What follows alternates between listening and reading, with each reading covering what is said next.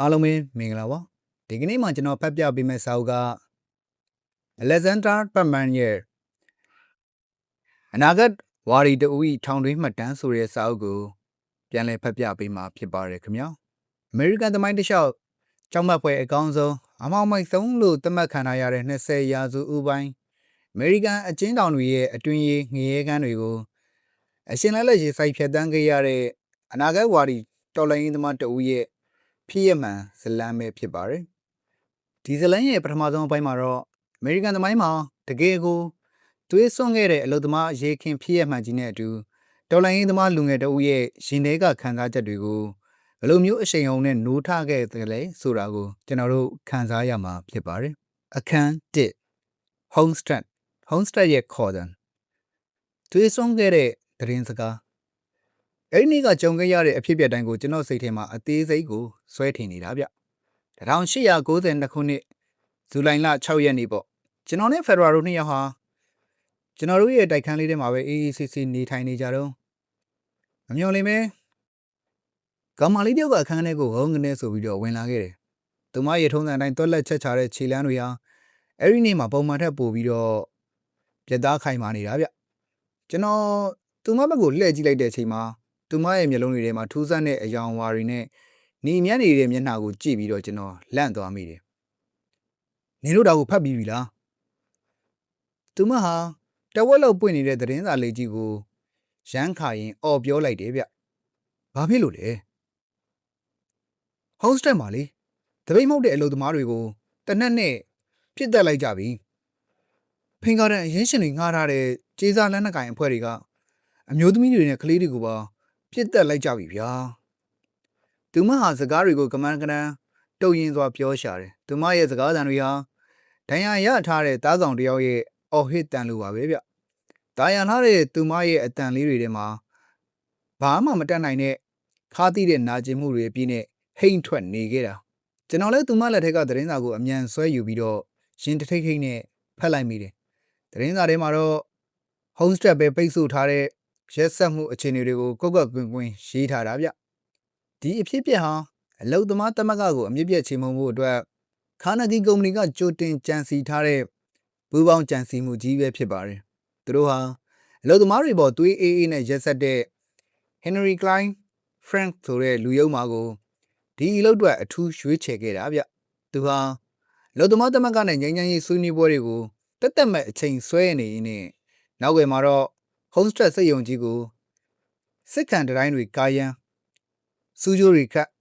လက်ဖြောင့်တနက်သမားတွေပုံအောင်ဖို့ကရုတ်ချင်းတွေအထိလှုပ်ဝက်စစ်စင်မှုတွေပြင်ဆင်ခဲ့တာဗျ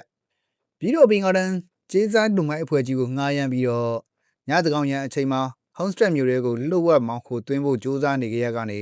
နောက်ဆုံးမှာတော့အပြစ်မဲ့အလုပ်သမားတွေအစုလိုက်အပြုံလိုက်သွေးမြေကြရတဲ့လူသက်ပွဲကြီးဖြစ်ပွားခဲ့ရတာပါဗျာကျွန်တော်သတင်းစာကိုဖတ်ရလက်ထဲကိုလှမ်းပေးလိုက်တယ်ကောင်မလေးကကျွန်တော်ကိုစိုက်ကြည့်နေပြီးတော့ကျွန်တော်တို့၃ယောက်စလုံးကိုစီအတွေ့တွေနဲ့တိတ်ဆိတ်သွားကြတာပေါ့တခါတရံမှာသာစိုးရင်တကြီးနဲ့အတိတ်ပဲပါအပြန်အလှန်စိုက်ကြည့်မိကြတော့တယ်တော်လိုင်းသမားတဝီနိုးထခြင်းရထားတွဲထဲမှာတော့အရန်ပူအိုက်ပြီးတော့မွန်းကျက်နေတာဗျစလင်ငွေတွေကအခန်းထဲပြည့်နေနေပြီးတော့ဘေးနားမှာဖဲကစားနေတဲ့လူတွေစူးညံအဟွိတ်တန်တွေကကျွန်တော်ကိုစိတ်နှောက်ယှက်ဖြစ်စေတယ်ဒါနဲ့ပဲကျွန်တော်ဗီဒီယိုမောက်ဘက်ကိုမျက်နှာမူလိုက်တယ်အပြင်ကတိုက်ခတ်လာတဲ့မျက်ချောက်နှံ့တင်းတင်းလေးပါတဲ့လက်ဆက်တဲ့လီဘီကကျွန်တော်ကိုစိတ်ကြည်လင်သွားစေတယ်ဗျာစိမ့်ဆိုးနေတဲ့တောတွေနဲ့ဝါဝင်းနေတဲ့လေကွင်းမြင်ကြီးတွေကယထာအရှိန်ကြောင့်အနောက်ဘက်ကိုတရိပ်ရိပ်နဲ့ကြံရစ်ခဲကြတာပေါ့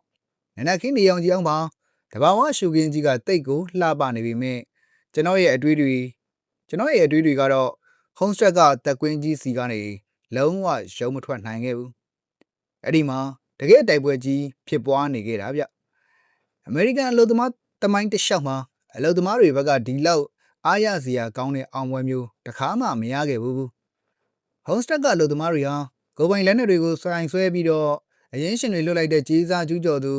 ဘင်္ဂါပန်300ကျော်ကိုအရှက်တကွဲနဲ့ဒူးနဲ့မျက်ရည်တုပ်လောက်အောင်လက်နက်ချခိုင်းခဲ့တာဗျဒါဟာအာနာဝိုင်းတွေအတွက်တော့တိတ်ကိုရှက်စရာကောင်းတဲ့ရှုံးနိမ့်မှုနမိတ်ပဲပေါ့တကယ်တော့ဒီဘင်္ဂါဒန်ဆိုတဲ့လူမိုက်တွေဟာအရင်ရှင်တွေရဲ့အကျိုးစီးပွားအတွက်အောက်ခြေလုံသားတွေကိုအမြဲတမ်းဖိနှိပ်ည ညှဉ်းပန်းနေကြတဲ့အာဏာပိုင်တွေရဲ့လက်ပါးစုတွေမဟုတ်လားဗျာအခုတော့ပြည်သူတွေရဲ့နိုးထလာမှုကိုကြည့်ပြီးတော့အရင်းရှင်တွေသွေးပြတ်နေကြပြီအမေရိကန်တဝန်းလုံးကအလုပ်သမားတွေကလည်းဟုံးစတက်ရဲဘော်တွေရဲ့တက်တီကိုဝမ်းမြောက်ဝမ်းသာချီးကျူးခဲ့ကြတာပေါ့ဗျာတကယ်တော့တမ်မီအလုပ်သမားတွေဟာအရင်ကဘယ်တော့မှအကြမ်းဖက်ခဲ့ကြတာမဟုတ်ဘူးဗျသူတို့ဟာနှစ်ပေါင်းများစွာခေါင်းငုံခံခဲ့ပြီးတော့ပင်မဆင်းရဲစွာနဲ့လောက်ကင်ခဲ့ကြရတာပါသူတို့ရဲ့သွေးတွေချွေးတွေအသားတွေအယိုးတွေနဲ့တီဆောက်ခဲလို့သာဒီကာနာဒီတမ်မီကုမ္ပဏီကြီးဒီလောက်အထိချမ်းသာကြွယ်ဝလာခဲ့တာမဟုတ်လားဒါပေမဲ့အလုပ်သမားတွေခင်ဗျာသူတို့ဖန်တီးခဲ့တဲ့အကျိုးမြတ်တွေကရသင့်ရထိုက်တဲ့ဝေစုလေးပိုရမလားဆိုပြီးတော့အမြဲတမ်းသီးခံစောင့်မျှော်ခဲ့ကြရရှာတာဒါကိုရင်းရှင်တွေကဘာပြန်လုပ်လဲမိုးကြိုးပစ်ချလိုက်တယ်လို့ပါပဲအလုပ်သမားတွေရဲ့လောက်ခလာစာကိုရှော့ချမယ်ဆိုပြီးအတင်းအဓမ္မအမိန့်ထုတ်ပြန်လိုက်တာဗျရခိုင်ကငင်းချမ်းရေးအတွက်သဘောတူထားတဲ့လာစာနှုံထားတွေကိုအရင်းရှင်တမ်မရီတထွေးကြီးတွေကဆက်ပြီးတော့မပေးတော့ဘဲနဲ့အလုပ်သမားတွေကလုံးဝလက်မခံနိုင်မဲ့မတရားတဲ့စီမင်းစည်းကမ်းတွေကိုတင်သွင်းပြီးတော့အလုပ်သမားသမဂ္ဂကိုခြေမထောက်နဲ့နင်းချေဖို့စစ်ပြင်ဆင်မှုတွေလုပ်ခဲ့တာဗျအဲ့ဒီအန်ဒရူးကာနဂီဆိုတဲ့တထေးဟာလူသားချင်းစာနာထောက်ထားတဲ့ပရိုက်တာသမားကြီးလိုဘာလိုနဲ့နှုတ်ချိုသွေးရောင်ဆောင်ပြီးတော့အလုပ်သမားတွေစီကနေအခွန်ကောက်ဆိုင်ရာထောက်ခံမှုတွေယူခဲ့တာဗျပြီးတော့နောက်ွယ်မှာတော့တမ်မဏိဈေးကွက်ကိုသူတို့စိတ်ကြိုက်ကစားပြီးတော့တမ်မဏိဈေးကွက်ကျဆင်းသွားလို့အလုပ်သမားတွေရဲ့လာစာကိုရှော့ချရပါမယ်ဆိုပြီးတော့အကွက်ဆင်ခဲ့တာအလုပ်သမားသမဂ္ဂဘက်ကညှိနှိုင်းမှုတောင်းဆိုခဲ့တာကိုလည်းစင်စစ်နှာခေါင်းရှုပ်ညင်းပယ်ခဲ့ပြီးတော့သမဂ္ဂကိုအမြင့်ပြတ်ချေမှုန်းမှုအတွက်ရက်ဆက်လှပါတယ်ဆိုတဲ့ဟင်နရီစီဖရစ်ကိုအမိန့်ပေးစေခိုင်းခဲ့တာဗျအဖိနှိတ်ခံပြည်သူတွေဟာဒီလိုပဲတစ်သက်လုံးငုံခံသွားရတော့မှာလားမဟုတ်ဘူးဗျဟုံးစတက်ကယောက်ျားကောင်းတွေဟာမတရားတဲ့အမိန့်ကိုအာခံပြီးတော်လှန်ခဲ့ကြပြီးသွေးစွန်းတဲ့စစ်ပွဲကြီးစတင်ခဲ့ပြီပေါ့တနိုင်ငံလုံးကလည်းကာနာဂီကုမ္ပဏီရဲ့ရုံမှမှုကိုရှုံချပြီးဖရစ်ရဲ့ရက်ဆက်ကြမ်းကြုတ်မှုကိုချိန်ဆခဲ့ကြတာပေါ့ကျွန်တော်လည်းဒီအတိုင်းဆက်ပြီးတော့အေးလူလူမနေနိုင်တော့ဘူးဗျအချိန်တွေကတိတ်ကိုအရေးကြီးနေပြီဟုံးစတက်ကအလုပ်သမားတွေကဖိနှိပ်သူအာခံနေကြပြီသူတို့နိုးထလာကြပြီဒါပေမဲ့အခုချိန်မှာအလုပ်သမားတွေဟာလမ်းစမတိဘဲနဲ့မျက်ကန်းတော်လှန်ရေးလုပ်နေကြတာဗျအနာဂတ်ဝါဒရဲ့အမျှော်မြင်တွေနဲ့လမ်းပြပေးနိုင်မှသာသူတို့ရဲ့မကျေနပ်မှုတွေကိုတကယ်တော်လှန်ရေးရည်မှန်းချက်တွေအဖြစ်ပြောင်းလဲပေးနိုင်မှာဖြစ်ပြီးတော့အလုပ်သမားတို့ကြီးရဲ့မျှော်လင့်ချက်ကိုအတောင်ပံတက်ပေးနိုင်မှာဖြစ်ပါတယ်ကျွန်တော်တို့ရဲ့အတွေးခေါ်ကိုဟုံးစက်ကအခြေခံလူဒန်းစားတွေစီဖြန့်ဝေပေးနိုင်ရင်ဒီတိုက်ပွဲကြီးကိုလမ်းပြပေးနိုင်မှာဖြစ်ပြီးတော့နောက်ဆုံးမှာတော့လွတ်မြောက်ခြင်းအစစ်မှန်စီကိုအရောက်လှမ်းနိုင်မှာဗျကျွန်တော်ရဲ့နေရက်တွေဟာစိုးရိမ်ပူပန်မှုတွေနဲ့ပြည့်နှက်နေခဲ့တာပေါ့အလုပ်သမားတို့ကြီးရေနိုးထကြတော့ဆိုတဲ့စိတ်လှုပ်ရှားစရာဟစ်ကြွေးတန်တွေကအဖိနှိတ်ခံပြည်သူတွေရဲ့ရင်ဘက်ကိုမီးမွေးပေးနိုင်လိမ့်မယ်သူတို့ကိုမြင်းမြတ်တဲ့လုပ်ရက်တွေလှုပ်ဖို့အတွက်တွန်းအားပေးနိုင်လိမ့်မယ်ဒါဟာလူမှုတော်လှန်ရေးကြီးအတွက်ပြင်ဆင်မှုဖြစ်လာမှာဗျဟုံးစတက်တိုက်ပွဲဟာတာယာလှပတဲ့အာယုံဦးရဲ့ပထမဆုံးအလင်းတန်းဖြစ်လာနိုင်တယ်မဟုတ်လားဒါပေမဲ့ကျွန်တော်ရဲ့စီမံကိန်းတွေမှာအခက်အခဲတွေနေ့တိုင်းကြုံနေရလို့ကျွန်တော်တိတ်ကိုစိတ်မရှိဖြစ်ခဲ့ရတာဗျအဲ့ဒီတော်လှန်ရေးသွေးထိုးလှုပ်ဆော်မှုစာတစ်စောင်ကိုအင်္ဂလိပ်ဘာသာဖြင့်ပြန်ဖို့လုပ်တာကိုလည်းမအောင်မြင်ခဲ့ဘူးမိတ်ဆွေတယောက်ကဒီလိုမျိုးပြင်းထန်တဲ့စာဆောင်တွေကိုလိုက်ပြီးတော့ဝေရင်မင်းအတွက်အန္တရာယ်ရှိတယ်လို့လာတားရှာတယ်ကျွန်တော်ကတော့အဲ့ဒီကန့်ကွက်ချက်တွေကိုစိတ်မရှိစွာနဲ့ပဲပယ်ချလိုက်တာပေါ့တကယ်အမြင့်မြတ်တဲ့တော်လှန်ရေးရည်မှန်းချက်ကြီးနဲ့ရှင်ရင်ကိုရေးကိုတာဟာအန္တရာယ်ဆိုတာဟာစာဖွဲ့နေလို့ဘယ်ဖြစ်မလဲဗျာဒါပေမဲ့ကျွန်တော်ဘလို့ပဲအကြောင်းပြချက်ပြမအောင်မြင်ခဲ့ပဲနဲ့အဖို့တန်တဲ့အချိန်တွေသာကုံဆုံးသွားခဲ့ရတယ်ကျွန်တော်ပုံနှိပ်တိုက်တွေစားစီသမားတွေစီခြေဦးတလဲစီပြေးပြီးတော့အတင်းအတနာခံမိမဲ့ဘယ်သူမှအဲ့ဒီစာဆောင်ကိုမရိုက်ရဲကြဘူးဗျအချိန်တွေသာကုံသွားခဲ့ပြီးတော့မကြခင်မှာပဲပင်ကားတန်တွေကအလုပ်သမားတွေကိုသွေးအိုင်နဲ့ထဲလိုက်ပြီးဆိုတဲ့သတင်းစိုးကြီးထွက်ပေါ်လာတော့တာပါပဲကဘာကြီးတစ်ခုလုံးတုန်လှုပ်သွားခဲ့ရတာဗျအခုချိန်မှာတော့စကားတွေပြောနေမဲ့အချိန်မဟုတ်တော့ဘူးတနိုင်ငံလုံးကအလုပ်သမားတွေဟာဟုံးစတက်ကရဲဘော်တွေနဲ့အတူရန်သူကိုအာခံနေကြပြီအလုပ်သမားတွေဟာစက်ရုံကိုကာကွယ်ဖို့တတိရှိစုယုံခဲ့ကြပြီးတော့လူသက်သမားပင်ကားတန်တွေကိုမြို့ထဲကနေမောင်းထုတ်နိုင်ခဲ့ကြပြီ ဒါပေမဲ့မော်ဒွန်ကာဟီလာမြေကမ်းဘေးမှာစတေးကြရတဲ့အရင်းရှင်စနစ်ရဲ့တားကောင်တွေဖြီးရရှာတဲ့ရဲဘော်တွေရဲ့သွေးတွေကတော့ကျွန်တော်ရင်ထဲမှာဟိမ့်ဟိမ့်တောက်အော်ဟစ်နေတော့မှာပဲဗျာအဲ့ဒါဟာပြည်သူတွေရဲ့အော်ဟစ်တန်တွေပဲအိုးပြည်သူတိတ်ကိုကြီးမြတ်တဲ့စမ်းကြယ်လာတဲ့ဒါပေမဲ့ကျွန်တော်တို့နဲ့တိတ်ကိုနီးစက်လွန်းတဲ့တကယ်ပြည်သူတွေပေါ့ကျွန်တော်ရဲ့အတွေ့အထဲမှာတော့ကျွန်တော်ဟာရုရှားနိုင်ငံကကောလိပ်မျိုးလေးတစ်မျိုးစီကိုစိတ်ကူးနဲ့ပြန်ရောက်သွားမိတယ်ဗျာ။ကျောင်းပွေရမို့အိမ်ပြန်လာကြတဲ့စိန့်ပီတာစဘတ်ကကျောင်းသားတွေထဲမှာကျွန်တော်တို့တိတ်ကိုအထင်ကြီးလေးစားရတဲ့ဟီနီလစ်တို့သူကဝန်းရင်လို့ပေါ့။ဟီနီလစ်တို့ဆိုတာလက်ရှိစနစ်ဆိုးကြီးကိုအယုံကြည်မရှိဘဲနဲ့ဖျက်ဆီးနေတဲ့လူတော်လန်ရေးသမားအရှိန်အဝါကြီးတဲ့သူပေါ့။အခုပြေးနေတဲ့ယထာကြီးဟုံးစတက်မြို့ပြီးတော့အမေရိကန်မှာဖျက်ဆီးခဲ့တဲ့9နှစ်တာကာလတွေအားလုံးဟာရုတ်တရက်ဆိုသလိုရာစုနှစ်ပေါင်းများစွာဝေးကွာသွားတဲ့ဒိန်တိုက်တွေလိုဝေဝါးသွားခဲ့ရတယ်ကျွန်တော်ဟာအသိပညာမြင်မားလှတဲ့လူတွေကြားထဲမှာပြန်ထိုင်နေမိပြီးတော့သူတို့ဆွေးနွေးနေကြတဲ့ဘာသာရော့ဟေဂယ်လွတ်လပ်မှုချန်ချဗီစကီပြည်သူများထံသို့နှစ်ပေါင်းများစွာရက်ဆက်စွာနှိပ်စက်ခဲ့ကြပေမဲ့တိတ်ကိုမြင့်မြတ်ပြီးတော့ရိုးသားလာတဲ့ပြည်သူတွေစီကိုတွားကြစို့ဒီစကားသံဟာကျွန်တော်ရဲ့နားထဲမှာ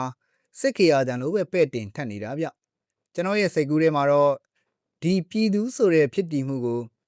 ရိဒဏ္ဍာရီတွေကကဘာကြီးကိုပခုံးပေါ်မှာထမ်းထားတဲ့ Atlas Blue ကြီးကိုမြင်ရောက်နေမိတယ်ဗျသူရဲ့ကြောကြီးကုန်းပြီးတော့သူမျက်နှာကတော့ဖော်မပြနိုင်လောက်အောင်ဆင်းရဲဒုက္ခတွေနဲ့ထင်ဟပ်နေတာ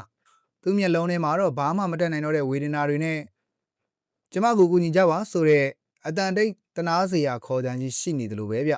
အိုးဘာမှမတတ်နိုင်မဲနဲ့ဒုက္ခခံနေရတဲ့ဒီဘလူးကြီးကိုကျွန်တော်ဘယ်လိုကူညီရမလဲသူရဲ့ဝင်တော့ဝင်ဖို့တွေကိုဘယ်လိုရှော့ချပေးရမလဲလမ်းသားတော့ဝေဝါးနေပြီးတော့နီးလန်းကလည်းမသေးကြပေမဲ့ចောင်းသားတွေရဲ့အပြင်းထန်ဆွေးနွေးပွဲတွေကစကားတစ်ခွန်းကတော့ကျွန်တော်ယင်ထဲမှာရှင်းရှင်းလင်းလင်းကြီးပဲ့တင်ထပ်နေခဲ့တာဗျအဲ့ဒါကတော့ပြည်သူတို့စီကိုသွားပါသူတို့နဲ့တသားတည်းဖြစ်အောင်နေပါသူတို့ရဲ့ပျော်ရွှင်မှုနဲ့ဝမ်းနည်းမှုတွေကိုအတူတူမျှဝေခံစားပါအဲ့ဒီလိုလှုပ်ရင်းနဲ့သူတို့ကိုတင် जा ပြသပေးပါတဲ့ဟုတ်တယ်အဲ့ဒါဟာအဖြေပဲဗျဒါပေမဲ့အဲ့ဒီအချိန်မှာအိုရဆာမြို့ကလာတဲ့ကောင်လေးမီရှာကဘာပြောလိုက်လဲသိလားဗျပြည်သူတွေစီကိုသွားတာတော့ဟုတ်ပါပြီဒါပေမဲ့တကယ်လက်တွေ့အလုပ်ကိုလုံးမဲ့တတိရှိတဲ့ Ramesh တော်လိုလူမျိုးတွေကတော့အာနာရှင်တွေကိုတဦးချင်းတိုက်ခိုက်ချိန်မုံတဲ့အပြုအမူတွေနဲ့ပဲပြည်သူတော်လှန်ရေးကိုစဖောက်လိုက်ပြကြတာပဲဗျဒီလိုပြောတယ်ကျွန်တော်တို့ရထားတွဲထဲမှာစူညံတန်တွေနဲ့ပြန်ငိန်သွားပြီးတဲ့နောက်ကျွန်တော်စိတ်တွေ home stretch ကအလုပ်သမားတိုက်ပွဲကြီးစီကိုတဖန်ပြန်ရောက်သွားမိပြန်တယ်ဗျအရင်ရှင်စနစ်ကိုချိန်မုံမဲ့ Ramesh တော်ကျွန်တော်မှတိကျပြတ်သားတဲ့လုပ်ငန်းစဉ်တစ်ခုရှိဖို့လိုအပ်နေပြီဗျကျွန်တော်ရဲ့ရီမှန်းချက်ကတော့ရေရရာကြီးကိုရှင်းလင်းနေတာပါပဲ home stretch မှာတကယ်ကိုကြီးမားတဲ့တိုက်ပွဲကြီးဖြစ်ပွားနေပြီပြည်သူတွေဟာဖိနှိပ်သူတွေနဲ့ကြေးစားကျူးကျော်သူတွေကိုတွန်းလှန်ရင်းနဲ့တကယ်တော်လှန်ရေးစိတ်သက်အစစ်မှန်ကိုပြသနေကြပြီဗျဒီအချိန်တွေကိုမြင်ရတာကျွန်တော်ရင်ထဲမှာတိတ်ကိုဝမ်းမြောက်မိတာပဲဒါဟာအမေရိကန်အလုပ်သမားအထူးကြီးစီကနေကျွန်တော်အမြဲတမ်းမျှော်လင့်တောင်းတခဲ့ရတဲ့အရာပေါ့သူတို့သာတစ်ခေါက်လောက်နိုးထလာခဲ့ကြရင်ဘယ်သူရဲ့ဂျားဝင်နှောက်ယှက်မှုကိုမှခေါင်းငုံခံမှာမဟုတ်တော့ဘူးအတားအဆီးအလုံးကိုတိုက်ဖြတ်ပြီးတော့သူတို့ရဲ့မူလတောင်းဆိုချက်တွေထက်မကတဲ့အောင်ပွဲကိုရယူနိုင်ကြလိမ့်မယ်ပင်စီဗေးနီးယားပြည်နယ်ဟုံးစတက်တာမကတမ်မီအလုပ်သမားတွေရဲ့ရှင်တွေကအတိတ်ကတော်လန်ရေးသူရဲကောင်းတွေရဲ့ဝိညာဉ်ကိုပြန်လဲဝင်စားတာပဲဗျဒီလိုမြင့်မြတ်တဲ့လုပ်ငန်းကြီးတွေမှာပါဝင်ကူညီခွင့်ရတာဟာဘာနဲ့မှမလဲနိုင်တဲ့ပီတိပဲပေါ့ဒါဟာကျွန်တော်ရဲ့ဘဝကပေးခဲ့တဲ့တောင်းပဲဗျကျွန်တော်ရင်ထဲမှာတကယ်ကိုကြီးမားတဲ့ခွန်အားတွေပြည့်နေတယ်လို့ခံစားရပြီးတော့အတန်တရားမှလည်းမရှိတော့ဒီကမ္ဘာမြေကြီးမှာရှိသမျှအခြေခံလုပ်သားပြည်သူတွေကုန်ထုတ်လုပ်သူတွေဟာစัจ java လာကြီးတစ်ခုလုံးပဲဗျတို့သာလျှင်အရေးပါဆုံးဖြစ်ပြီးတော့ကြံတဲ့အရင်းရှင်တွေကတော့ပြည်သူသွေးဆုပ်ဖောက်ပြန်ရေးသမားတွေမို့အသက်ရှင်နေထိုင်ခွင့်ကိုမရှိတာဗျတကယ်တော့ကမ္ဘာမြေကြီးဟာလက်တွေ့မှာမဟုတ်ရင်တော့မှပဲတရားသဖြင့်အရာပြည်သူတွေပဲပိုင်ဆိုင်ရမှာဗျဒါကိုလက်တွေ့ဖြစ်လာအောင်လုပ်ဖို့အတွက်ဆိုရင်အာဏာရှင်ကိုတက်ပစ်တာအပါအဝင်ဘယ်လိုနီးလန်းမျိုးစုံနဲ့မဆိုသုံးဖို့တရားမျှတရုံနဲ့မကဘူးမဖြစ်မနေလုပ်ကိုလုပ်ကန်ရမှာဖြစ်ပါတယ်ဒီလိုလူသတ်မှုဆိုင်ရ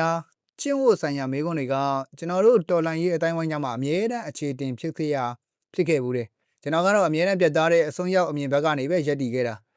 ယောဂကတိတ်ပြင်းထန်နေရင်ကုထုံးကလည်းပြင်းထန်မှမြန်မြန်ပျောက်ကင်းမှာမဟုတ်လားခုလက်ရှိလူအဖွဲ့အစည်းကြီးကတော့ယောဂကြီးသလိုပဲဗျ အခြေခံအဆောက်အအုံရောလုပ်ငန်းဆောင်တာတွေတော့တကောလုံးပုတ်ပွားနေပြီဒါကြောင့်ခွဲစိတ်ကူးသားမှုကမဖြစ်မနေလိုအပ်နေတာဗျအာနာရှင်တယောက်ကိုရှင်းပစ်တယ်ဆိုတော့တရားမျှတဲ့ယုံနေမကဘူးဗျတကယ်တော်လိုင်းရင်သမားစစ်တိုင်းရဲ့မြင့်မြတ်တဲ့တောင်အောင်ကြီးပဲဖြစ်ပါတယ်လူသားတယောက်ရဲ့အသက်ဟာတိတ်ကိုတန်ဖိုးရှိပြီးတော့ထိပါလို့မရတာမှန်ပေမဲ့ပြည်သူရန်သူဖြစ်တဲ့အာနာရှင်တယောက်ကိုတက်ပစ်တာကတော့လူသက်မှုလို့လုံးဝမတတ်မှတ်နိုင်ပါဘူးဗျာတော်လိုင်းရင်သမားတယောက်ဟာတာမန်လူသက်သမားတဦးလိုအပြည့်ရှိတဲ့အလုပ်မျိုးကိုလုပ်မဲ့အစားအချိန်ထောင်ပေါင်းတောင်းချီပြီးတော့အသေးခံသွားဖို့အသင့်ရှိနေတဲ့သူတွေဗျစင်သစ်မှာတော့တာမန်လူသက်မှုနဲ့တော်လိုင်းရအာနာရှင်ကိုလှုပ်ကြံမှုဆိုတာလုံးဝစန့်ကျင်ဘက်စကားလုံးတွေဗျအာနာရှင်ကိုဖယ်ရှားလိုက်တာဟာအဖိနှိတ်ခံပြည်သူတွေကိုလွတ်လပ်ခွင့်ပေးလိုက်တာဖြစ်ပြီးတော့ဘဝသစ်နဲ့အခွင့်အရေးအသစ်တွေကိုပေးသနာလိုက်တာဖြစ်ပါတယ်ဒေါ်လာရေးရီမန်းချက်ကြီးကတခါတရံမှာကျွန်တော်တို့စိတ်မချမ်းမြေ့စရာအလုပ်တွေလုပ်ဖို့တောင်းဆိုတတ်ပေမဲ့ပြည်သူအကျိုးအတွက်ကိုရေးကိုတာလူသားဆန်တဲ့ခံစားချက်တွေကိုစတေးပြစ်နိုင်တာဟာတကယ်တော်လိုင်းရေးသမားစစ်စစ်ရဲ့အရေးချင်းတဲ့ဂုံတိတ်ခါပဲဗျတကယ်လို့တော်လိုင်းရေးကကျွန်တော်ရဲ့အသက်ကိုတောင်းဆိုလာခဲ့ရင်တော့ဒါဟာတိတ်ကိုဂုံယူစရာကောင်းလှပါတယ်ဗျာဒီလိုမြင့်မြတ်တဲ့ရီမန်းချက်ကြီးအတွက်တည်ဆုံးခွင့်ရတာထက်ပို့ပြီးတော့ဂုံချက်တည်ရှိတာဘာရှိအောင်ပါလဲဗျာတကယ်တော်လိုင်းရေးသမားတယောက်ရဲ့ဘောဟာချစ်လာစွာသောပြည်သူတွေရဲ့ရစ်ပလင်ပေါ်မှာကိုယ့်အသက်ကိုစတေးဖို့ကလွဲလို့တခြားဘာရွယ်ချက်မှဘာအတိတ်ပဲမှမရှိပါဘူးပြီးတော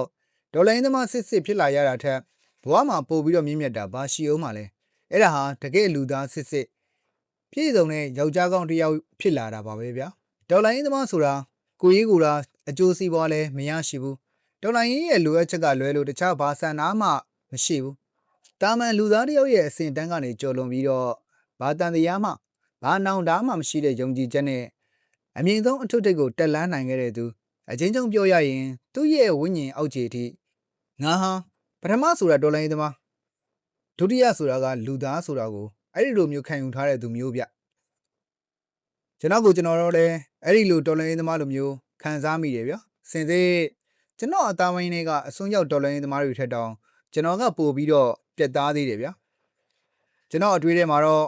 Pittsburgh မြို့ကိုရောက်တာနဲ့ကျွန်တော်ကြီးညိုရတဲ့ရုရှားတော်လိုင်းခေါင်းဆောင်ကြီး Ramatov ဆိုတဲ့အမည်ကိုပဲခံယူပြီးတော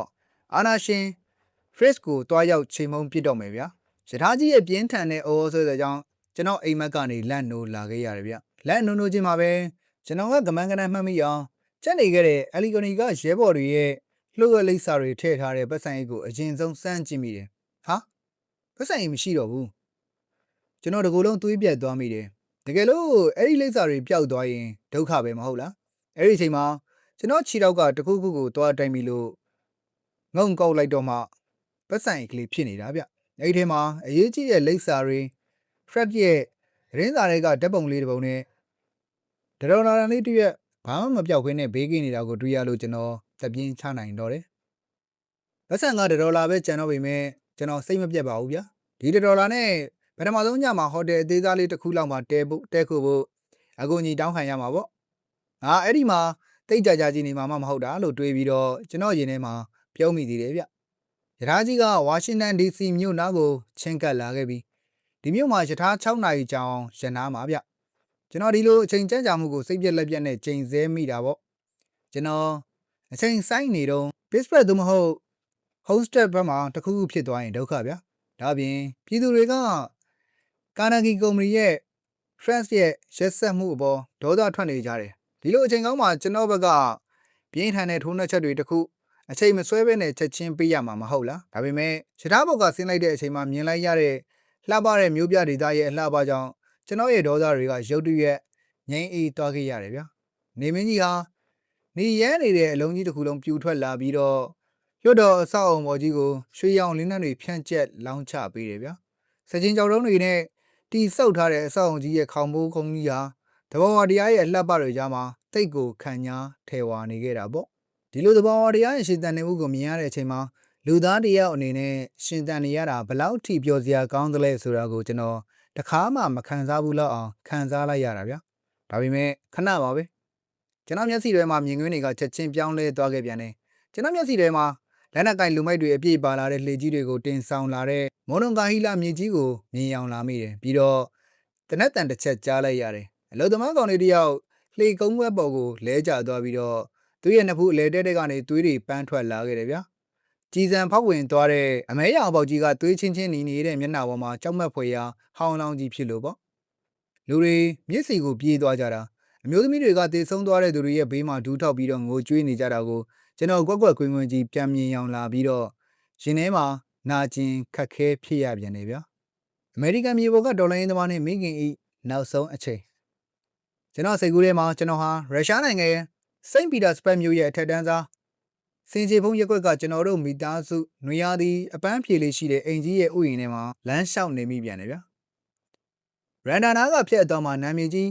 းတော်ဝင်ဆရာဝန်ကြီးဒေါက်တာစီမီယွန်နော့စ်ကအိမ်ထဲကနေထွက်လာပြီးတော့ကျွန်တော်ကိုလက်ဟန်ချီဟန်နဲ့လမ်းခေါ်လိုက်တယ်အလက်ဇန္ဒာမင်းရဲ့မိခင်တိတ်ကိုနေမကောင်းဖြစ်နေတယ်အိမ်မှာသူနဲ့အတူမိသားစုဝင်ဘယ်သူရှိသေးလဲလို့ဆရာဝန်ကြီးကရင်ကျေးပြူငါစွာမေးကြတယ်အင်္ဂလိပ်တွေရှိပါတယ်ပြီးတော့ပြုစုရမယ့်သူနာပြု2ယောက်လည်းရှိတယ်ဗျလို့ကျွန်တော်ကပြန်ဖြေလိုက်တာပေါ့ဒါကတော့ရှိမှာပေါ့လေ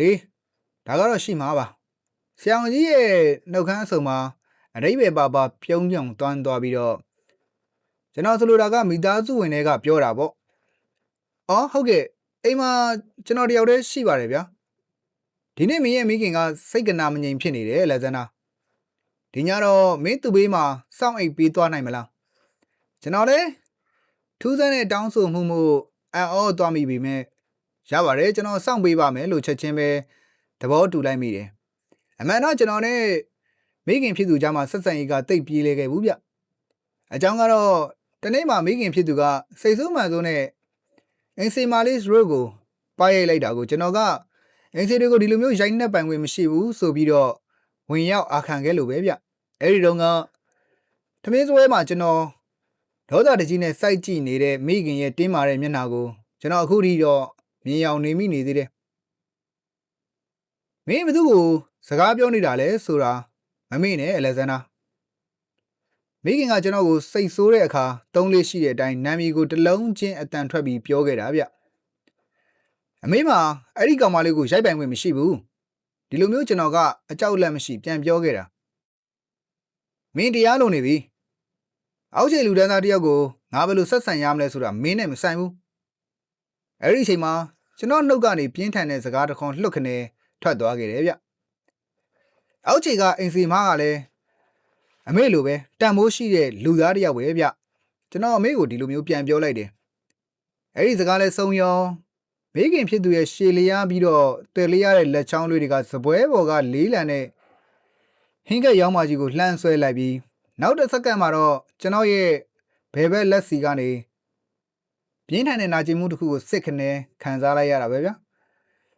ျစပွဲကွင်းအဖြူရောင်ပေါ်မှာသွေးကွက်ကြီးပြန့်သွားတော့ကိုကြည့်ပြီးတော့မိခင်ဖြစ်သူကရောင်းမကြီးကိုလက်ကနေလှုပ်ခနဲချလိုက်ပြီးမျက်လုံးတွေကိုမှိတ်လို့ကလေးတိုင်းပေါ်ကိုပျောက်ခွေကျသွားခဲ့ရတာပေါ့ကျွန်တော်ကတော့ဒေါသနဲ့အရှိတ်ရမှုတွေကြောင့်မိခင်ကိုဝင်တွဲပေးဖို့စိတ်ကူးကိုဖျောက်ဖျက်လိုက်ပြီးတော့စပွဲပေါ်ကလေးလံတဲ့စားပရင်ကြီးကိုကောက်ယူလိုက်ခါနိုင်ရန်ကမှန်ချက်ကြီးစီတို့ဒေါသတကြီးနဲ့လွှန့်ပစ်လိုက်မိတယ်ဗျာမှန်အင်းကွဲတော့မှမိခင်ဖြစ်သူဟာထိတ်လန့်တကြားနဲ့မျက်လုံးပွင့်လာခဲ့ပြီးတော့ကျွန်တော်ကတော့အိမ်မော်ကနေချက်ချင်းပဲဆင်းသွားခဲ့တာပေါ့ဒီလိုအတိတ်ကအမောင်ရိပ်တွေကြားထဲမှာရှိနေခဲ့လို့မိခင်ရဲ့အခန်းထဲကိုဝင်သွားတဲ့အချိန်မှာကျွန်တော်ရင်တွေတိတ်ခုန်နေခဲ့တာဗျကျွန်တော်ဝင်လာတော့ကိုမိခင်ကစိတ်ဆိုးမလားဆိုပြီးတော့စိုးရိမ်နေပေမဲ့သူကတော့ငြိမ်ငြိမ်လေးလှဲနေရှာတယ်ကျွန်တော်ဂရင်မေးကကလေးထိုင်မှာထိုင်ပြီးတော့တညာလုံးစောင့်ပေးဖို့ပြင်ဆင်ခဲ့လိုက်တော့တာပေါ့အချိန်တွေတော့ကြာသွားတော့အခန်းထဲမှာမှောင်လာခဲ့ပြီးတော့မိခင်ဖြစ်သူအိပ်ပြီးတော့နေပြီလို့ကျွန်တော်ထင်နေတော့ဆာရှာဆိုတဲ့အားနေလုံးလာတဲ့ခေါ်တံလေးကိုကြားလိုက်ရတယ်ဗျာကျွန်တော်သူမဘက်ကိုအမြန်ငုံကြည့်လိုက်တော့ရေတိုက်ပါအောင်တဲ့ကျွန်တော်ရေခွက်ကိုကမ်းပြီးတော့မိခင်ကခေါင်းကိုအနှဲငယ်လွှဲပြီးတော့ရေခဲရေလေးပေးပါလားလို့ခတ်တိုးတိုးလေးပြောရှာတယ်ကျွန်တော်ရေခဲရေသွားယူဖို့ပြင်နေတဲ့အချိန်မှာဆာရှာဆိုတဲ့အတန်ထပ်ပြီးတော့ကြားရလို့ဂရင်မေးကိုအမြန်ပြန်ကတ်သွားမိတယ်ငါ့ကိုနိုင်ရန်ဘက်လှည့်ပေးပါဦးအားနေပြီးတော့ပိန်နေတဲ့မိခင်ရဲ့ခန္ဓာကိုယ်လေးကိုကျွန်တော်ရဲ့လက်မောင်းတွေနဲ့အตาအရာပွေးဖက်လိုက်တဲ့အချိန်မှာတော့ကျွန်တော်ရင်ထဲမှာမခံစားနိုင်လောက်အောင်ဝမ်းနည်းကြေကွဲမှုတွေဖြစ်ပေါ်လာပြီးမိခင်ရဲ့လက်ကိုနမ်းရှုံပြီးဒူးထောက်ခွင်းလွှတ်မှုတွေတောင်းခံခြင်းတဲ့စိတ်တွေတားမရဆွဲမရဖြစ်လာခဲ့တယ်ဗျာကျွန်တော်ရင်ထဲမှာမိခင်အပေါ်မေတ္တာတရားနဲ့တနာဂရုဏာတွေကိုရှံတက်လာခဲ့ပေမဲ့ ကျွန်တော်တို့ကြားထဲမှာအဖို့ထုတွေရှိနေခဲ့တော့ချက်ချင်းမနှမ်းရဲခဲ့ဘူးဗျာယူနာသက်စွာနဲ့မိခင်ကိုနိုင်ရန်ဘက်လှည့်ပေးပြီးကျွန်တော်နောက်ကိုတဖြည်းဖြည်းချင်းဆုပ်လိုက်တဲ့အချိန်မှာပဲအခန်းထဲမှာထူးဆန်းပြီးတော့လေးလံတဲ့အေးတဲ့တစ်ခုကိုဖျက်သွားသလိုခံစားလိုက်ရတယ်မိနစ်ပိုင်းအတွင်းမှာပဲရေခဲရေခွက်ကိုကင်ပြီးတော့ကျွန်တော်အခန်းထဲပြန်ဝင်လာခဲ့တယ်ဗျမိခင်ရဲ့နှာခမ်းကိုရေခွက်ကပ်ပေးပေမဲ့သူမကဘာမှပြန်မတုံ့ပြန်တော့ဘူးဗျသူဒီလောက်ထိမြန်မြန်ဆန်ဆန်ကြီးအိပ်ပျော်သွားတာလားလို့ကျွန်တော်အံ့ဩမိပြီးတော့အမေလို့ခတ်တိုးတိုးလေးခေါ်ကြည့်လိုက်တယ်ဘာသာမှပြန်မကြားရဘူးအမေလို့ထက်ခေါ်လိုက်တော့လေသူမမကြားရတော့ဘူးအမေချစ်လာစားတော့အမေကြီးပါကျွန်တော်ရုတ်တရက်အလံတကြားအော်ဟစ်လိုက်ပြီးတော့ကျွန်တော်ရဲ့ပူလောင်နေတဲ့နှုတ်ခမ်းတွေကနဲ့မိခင်ရဲ့မျက်နှာကိုအတင်းကျပ်နမ်းရှုပ်ရင်းငိုကြွေးရတော့တာပေါ့ဗျာအဲ့ဒီအချိန်မှာပဲကျွန်တော်ရဲ့ပခုံးကိုလက်တစ်ဖက်ကလာဒီနာကိုခံလိုက်ရပြီးဆရာဝန်ကြီးရဲ့တင်းငိမ်လုံးတဲ့အတန်ကိုကြားလိုက်ရတော့တယ်ငါသားမင်းစိတ်ကိုခိုင်ခိုင်ထားပါကွာမင်းရဲ့မိခင်ကတော့အေးအေးချမ်းချမ်းနဲ့နားခိုသွားပါပြီတဲ့ကျွန်တော်ရဲ့အတိတ်ကရုရှားနိုင်ငံကဖြစ်ရမှန်ဒိုင်ယာရီတွေထဲမှာစိတ်အာရုံနှင်မျောနေတော့ဘေးနားကခက်ကြမ်းကြမ်းနဲ့ရိုးသားတဲ့အလုတ်သမားကြီးတဦးရဲ့အင်္ဂလိပ်လိုလှမ်းနှုတ်လိုက်တဲ့အတန်ကြောင့်ကျွန်တော်အမေရိကန်မြေပေါ်ကိုရုတ်တရက်ပြန်ရောက်လာခဲ့ရပြန်ပြီဗျာဟေးလူလေးနိုးတော့ကွာဘာလို့အသေးအတန်တက်ပြင်းချနေတာလဲဒီလိုမျိုးနောက်ခေါင်ကအလုတ်သမားကြီးကလှမ်းမေးရှာတယ်အော်ဘာမှမဟုတ်ပါဘူးဗျာအိမ်မက်မက်နေလို့ပါကျွန်တော်လည်းစကားအရှိမဆက်ချင်တော့တာနဲ့ပဲစာအုပ်ထဲကိုပဲပြန်ပြီးတော့အာယုံသွင်းသလိုဟန်ဆောင်နေလိုက်မိတယ်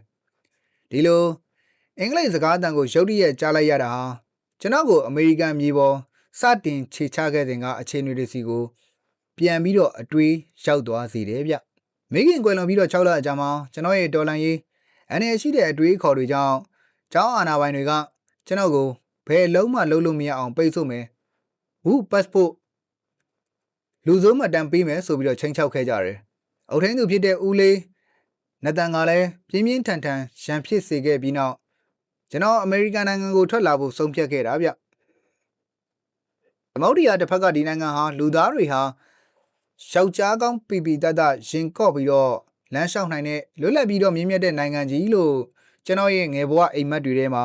ထင်မှတ်ခဲ့မိတာမဟုတ်လားဒါပေမဲ့တကယ်လက်တွေ့အမေရိကန်မြေပေါ်မှာရောက်လာတဲ့အခါမှာတော့အိမ်မက်တွေပြက်ပြဲပြီးတော့စိတ်ပြက်စရာတွေအချီးနှီးတွေဖြစ်ခဲ့ရတဲ့ရုန်းကန်မှုတွေနဲ့ပဲကြုံခဲ့ရတာဗျာ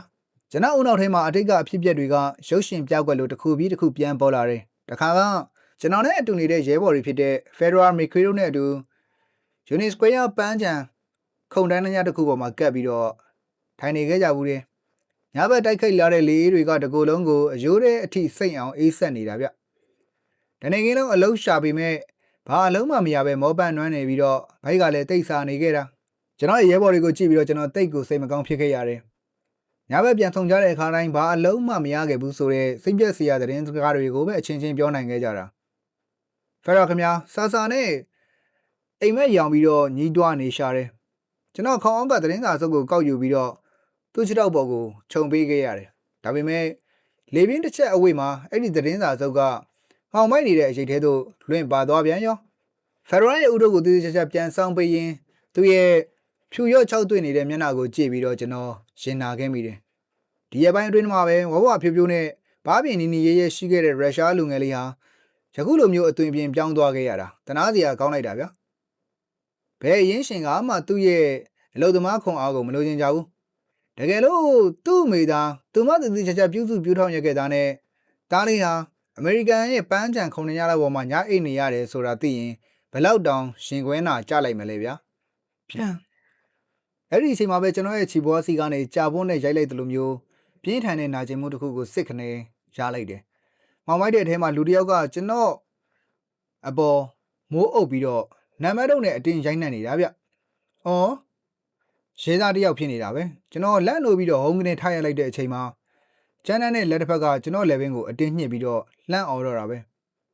မင်းတို့ခိုးရပါလေလားတဲ့မိခေကအိတ်ချင်မှုတူနဲ့ကျွန်တော်တို့ရုရှားလူမျိုးတွေပါအလုတ်လုတ်ချင်လို့ပါလို့ပြန်ဖြေရှာတယ်လစ်ဆန်းအခုချက်ချင်းဒီကနေထွက်သွားကြကျွန်တော်တို့သုံးယောက်စလုံးဘာမှပြန်မပြောဘဲနဲ့တိတ်တိတ်ဆိတ်ဆိတ်နဲ့ပဲအမြန်ရှောက်ထွက်လာခဲ့ကြတယ်ကျွန်တော်နဲ့ဖယ်ရယ်ကရှီကနေသွားပြီးတော့မိခေကတော့ခြေထောက်နာလို့အနောက်ကနေသနာစရာကောင်းလောက်အောင်ဒီယိုတိုက်လိုက်ခဲ့ရတာဗျ လမ်းဘေးအိမ်စင်းကြံတစ်ခုတည်းရောက်တဲ့အခါကျွန်တော်တို့အိတ်ကက်တွေကိုအကုန်နှိုက်ပြီးတော့ဆူလိုက်တော့၃ယောက်စလုံးပေါင်းမှ12ဆင့်ပဲရှိတော့တယ်ဗျမိခေး6ယောက်နာနေတာမို့လို့သူ့ကိုညအိတ်ဖို့အတွက်10ဆင့်ပေးပြီးတော့ကျန်တဲ့2ဆင့်နဲ့ secret ဝယ်ပြီး3ယောက်သားတလဲစီအတူတူမျှတောက်ခဲကြတယ်အဲ့ဒီညကကျွန်တော်နဲ့ Ferrer ဟာ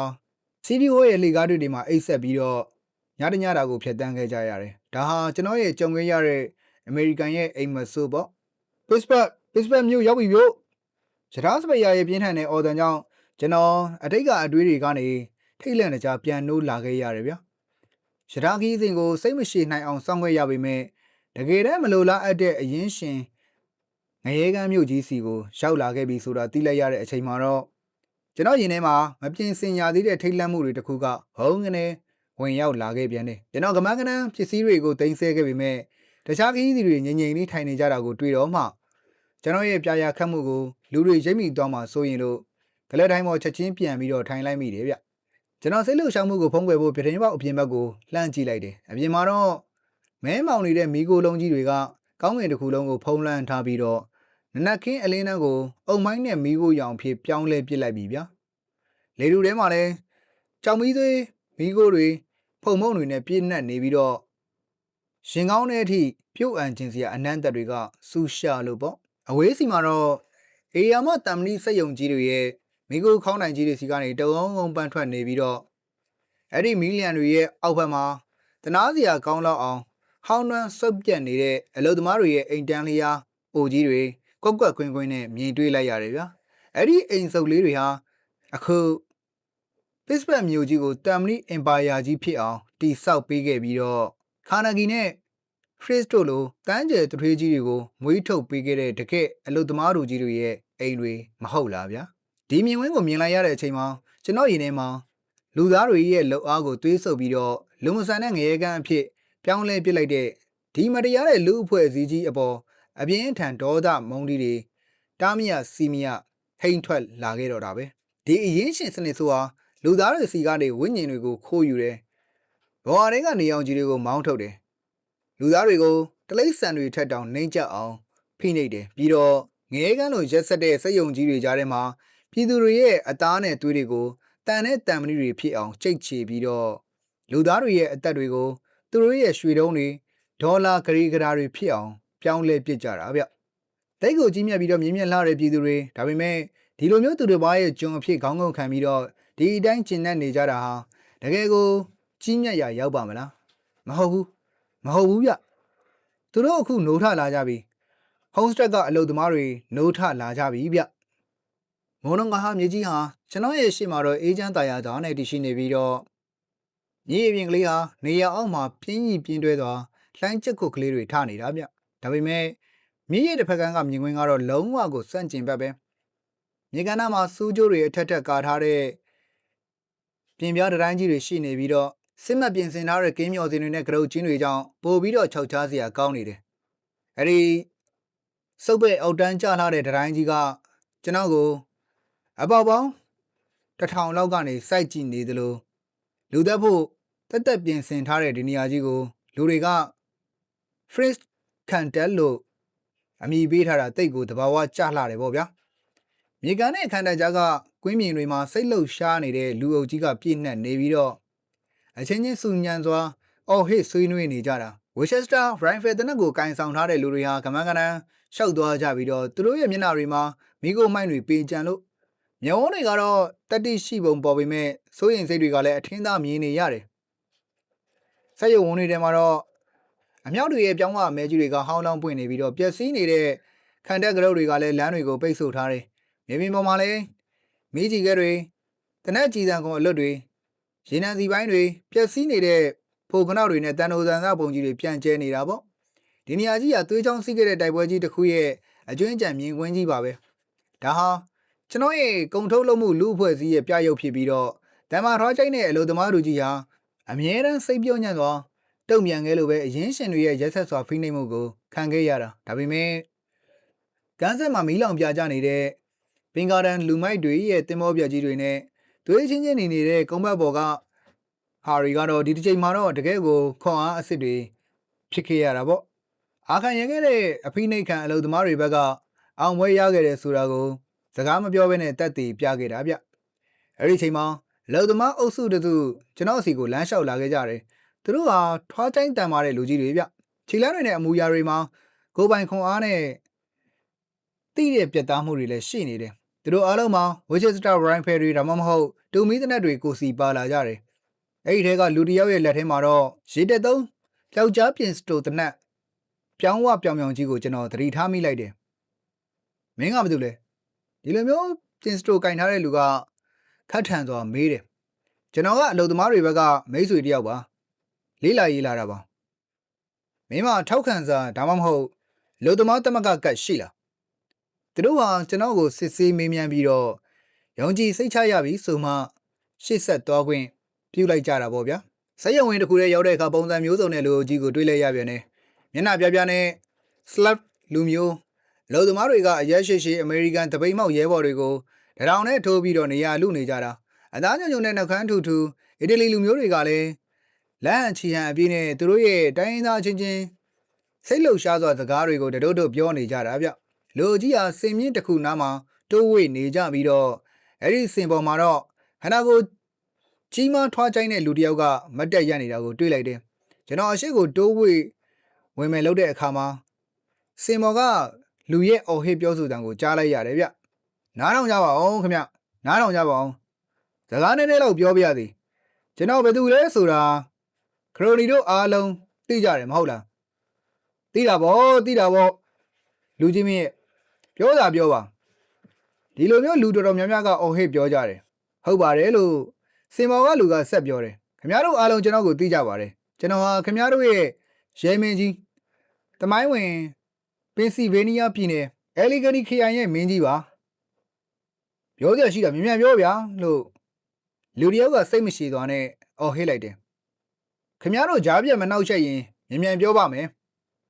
ငြိမ်ငြိမ်နေကြပါဗျာစင်မောင်ကလူဟာစင်အနာကိုတိုးပြီးတော့ဟုံးစက်ကအလုပ်သမားတို့ကျွန်တော်ဟာရဲမင်းကြီးတယောက်အနေနဲ့မြို့ရဲ့တီချိန်အေးချမ်းမှုကိုထိန်းသိမ်းဖို့ဂရိသစ္စာပြုထားတဲ့သူပါအခုခင်ဗျားတို့မြို့ဟာဥပဒေမဲ့တဲ့အခြေအနေကိုရောက်နေပြီဒါကြောင့်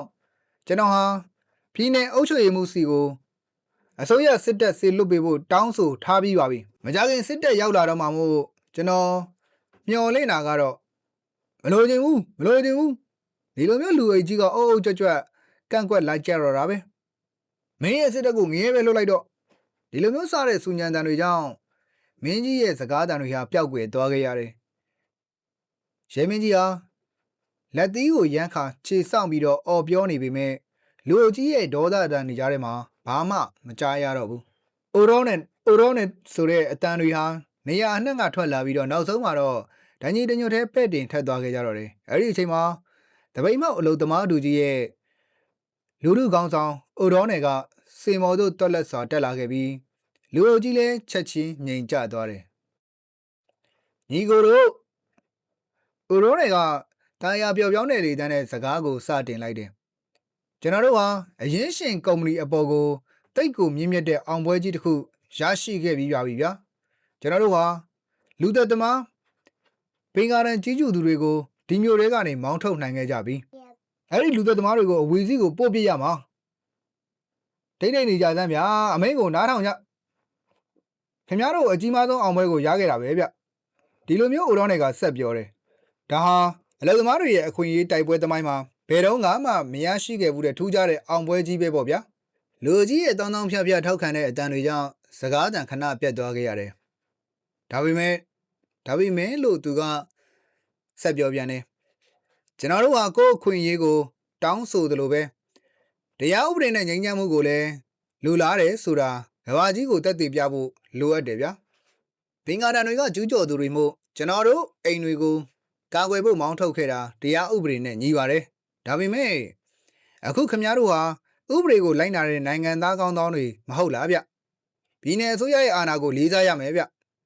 ခင်ဗျားတို့တန်ရှင်းနဲ့တိုက်ပွဲဝင်ရင်လူထုတရက်လုံးကထောက်ခံပါဒါကြောင့်မိတ်ဆွေတို့ရေသူကလေးတန်းကိုမြင့်ပြီးတော့စိတ်အားထက်သန်သွားနဲ့ဆက်ပြောတယ်အခုချိန်မှာရောက်လာမဲ့အစိုးရစစ်တပ်ကိုဝမ်းမြောက်ဝမ်းသာကြိုဆိုကြပါဗျာသူတို့ကိုဟိုလူရုံမှာ Fresh ကလွတ်လိုက်တာမဟုတ်ပါဘူး သူတို့ဟာပြည်သူစစ်တပ်ဖြစ်ပြီးတော့ကျွန်တော်တို့ရဲ့မိတ်ဆွေတွေဗျဒါကြောင့်သူတို့ကိုမိတ်ဆွေတွေလိုပဲကြိုးဆိုကြပါစို့ဒီစကားကိုကြတော့လူအကြီးတွေကနေလက်ခုပ်တန်းအချို့ထွက်ပေါ်လာတယ်တစ်ဖက်ကလည်းစိတ်ပြက်လက်ပြက်နဲ့ပြင်းပြင်းထန်ထန်ကန့်ကွက်ကြပြီးတော့လူအကြီးအားချက်ချင်းအငင်းပွဲကအုပ်စုတွေကွဲကုန်ကြတာပေါ့ဗျာအဲ့ဒီချိန်မှာအရက်ရှိရှိညူညူတုတ်တုတ်လူတယောက်ကစင်ပေါ်ကိုထပ်ပြီးတော့တက်လာခဲ့တယ်သူရဲ့ဟိန်းထွက်နေတဲ့အတန်ချင်းကြောင့်လူအကြီးကစင်ရှိကိုပြန်ပြီးတော့စူယုံလာကြပြီးစူညံတန်တွေလည်းတဖြည်းဖြည်းနဲ့ငြိမ်ကျသွားခဲ့ရပြန်တယ်ဒါတွေကိုလုံးဝမယုံကြနဲ့ရဲဘော်တို့စင်မောင်ကလူကအောက်ကလူကြီးကိုလက်ညှိုးထိုးပြီးတော့သတိပေးသွားတယ်ဗျစေသားတွေကကျွန်တော်တို့ရဲ့မိတ်ဆွေအဖြစ်လာနေကြတာဆိုတာလုံးဝမယုံကြနဲ့မစ္စတာအိုရောနေရဲ့အပြောချိုချိုတွေကကျွန်တော်တို့ကိုအသက်နဲ့ရှင်းရလိမ့်မယ်ဗျကျွန်တော်ပြောတော့ကိုမှတ်ထားကြပါညီကိုတို့စေသားတွေဟာကျွန်တော်တို့ရဲ့မိတ်ဆွေတွေမဟုတ်ဘူးကျွန်တော်အလဲကပြောနေတာမဟုတ်ဘူးဗျသူတို့ဒီကိုလာကြတာဟာဟိုအောက်တန်းကြတဲ့လူသက်သမား Prince ကအတင်းအားဓမ္မခေါ်ခိုင်းလိုက်လို့လာကြတာဗျဟုတ်တယ်မှန်တယ်ဗျာလူအုပ်ထဲကနေဒီလိုမျိုးဒေါသတန်တွေနဲ့ဆက်ပြောလာကြတယ်ကျွန်တော်သေးသေးချာချာပြောမယ်ဗျာဟိုမှာထိုင်နေတဲ့သူရဲဘောရဲမင်းကြီးကပြည်နယ်အုပ်ချုပ်ရေးမှုစီစစ်တပ်တောင်းခံပေးတာအဲ့ဒီ Fritz စီကနေလက်ငွေပြပြဝဝယူပြီးတော့လှုပ်ခဲ့တာဗျဟုတ်တယ်မဟုတ်ဘူးဟုတ်တယ်နဲ့လူကြီးပြန်လဲစုညံပွက်လောရိုက်သွားပေမဲ့အဲ့ဒီလူရဲ့ဟိန်းထွက်နေတဲ့အတန်ကြီးကဆက်ပြီးတော့လွှမ်းမိုးထားတော့မယ်ဗျဟုတ်ပါတယ်လက်ထိုးခဲ့တာဗျခင်ဗျားတို့အားလုံးဒီကောက်ကျစ်တဲ့ရဲမင်းကြီးအကြောင်းသိကြတာပဲစစ်တပ်ကဒီမျိုးကိုလုံးဝပေးမဝင်ကြနဲ့လို့ကျွန်တော်သတိပေးပြရသည်အရင်ဆုံးစစ်တပ်ဝင်လာမယ်ပြီးရင်အရင်ရှင်တွေရဲ့အလုသမားအတုခိုးရပါတွေဝင်လာပြီးတော့ကျွန်တော်တို့နေရာကိုလူလိုက်မယ်အဲ့ဒါကိုခင်ဗျားတို့အလိုရှိကြလားမလိုချင်ဘူးလူအကြီးကဟိန်းတောက်អော်ကြတာပေါ့ကောင်းပြီအဲ့ဒီအောက်တန်းကြတဲ့ကောက်ကျစ်တဲ့သူတွေကိုမလိုချင်ရင်စစ်တပ်ကိုဒီမျိုးတွေကိုပေးမဝင်ကြနဲ့ဗျတကယ်လို့ပေးဝင်လိုက်ရင်ခင်ဗျားတို့သွေးနဲ့ချွေးနဲ့ရင်းပြီးတော့ဝယ်ထားတဲ့အင်ဂီယာတွေတဲကနေခင်ဗျားတို့ရဲ့ဇနီးမယားသားသမီးတွေကိုပါစစ်တပ်ကတနက်နဲ့ချိန်ပြီးတော့အတင်းအားဓမ္မမောင်းထုတ်လိုက်မယ်ဗျကျွန်တော်တို့ကဒီစက်ယုံကြီးတွေထဲမှာသွေးတွေချွေးတွေနဲ့ရင်းခဲ့ရတယ်ကျွန်တော်တို့ရဲ့ရဲဘော်တွေဘွားတွေပြက်ခဲ့ရတယ်အရင်ရှင်ကုမ္ပဏီကိုချမ်းသာအောင်လုပ်ပေးခဲ့တာဗျအခုတော့သူတို့ကကျွန်တော်တို့ကိုတက်ပြစ်ဖို့စစ်တပ်ကိုလွှတ်လိုက်တာကိုခင်ဗျားတို့ကလူသက်သမားတွေကိုဝမ်းမြောက်ဝမ်းသာကြိုးစိုးဂျင်ကြသေးတာလားတုံးလန့်ကြသမ်းပါဗျာအဲ့ဒီလူဟာလူအကြီးရဲ့ကြွေးကြော်တန်းတွေကြားတွေကနေစင်ပေါ်ကဆင်းသွားခဲ့တယ်ဗျာမကလူကီရိုးသားသောမကလူကီလာပြီဗျို့ဒီလိုမျိုးလူအကြီးကအစုံအဖျားကနေအော်တန်ကြားလိုက်ရပြီးတော့လူအကြီးတစ်ခုလုံးရိုးသားသောမကလူကီဆိုပြီးတော့တညီတညွတ်ထဲအော်ခေကြိုးစိုးကြပြန်တယ်ကျွန်တော်လဲဟုံးစတက်မျိုးရဲ့လူချစ်လူခင်အများဆုံးမျိုးတော်ဝန်မကလူကီကိုသေချာကြည့်မိတာပေါ့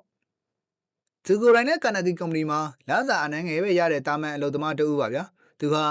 အယိုးစစ်ကြီးမှပြီးတော့သဘောကောင်းမဲ့ပုံစံမျိုးနဲ့လူအုပ်ကြားတဲ့ကနေပြုံးကလေးတိုးဝှေ့ထွက်လာခဲ့တယ်ကျွန်တော်တရသေးမိန်ကုန်းတွေကိုဘာမှပြောဖို့ပြင်မလာခဲ့ဘူးလို့မျိုးတော်ဝန်ကအထစ်ထစ်ငုံငုံနဲ့စကားစတင်လိုက်တယ်ဒါပေမဲ့ကျွန်တော်ပြောချင်တာကခင်ဗျားတို့အစိုးရစစ်တပ်ကိုဘယ်လိုမျိုးသွားတိုက်မလဲဆိုတာကျွန်တော်စဉ်းစားလို့မရဘူးဗျာခုနကပြောသွားတဲ့ရဲဘော်ရဲ့စကားထဲမှာတကယ်အမှန်တရားတွေအများကြီးပါတော့ကိုကျွန်တော်လက်ခံပါတယ်ဒါပေမဲ့သေချာစဉ်းစားကြည့်ရင်သူမေ့သွားတဲ့အချက်တစ်ချက်ရှိတယ်ဗျအဲ့ဒါက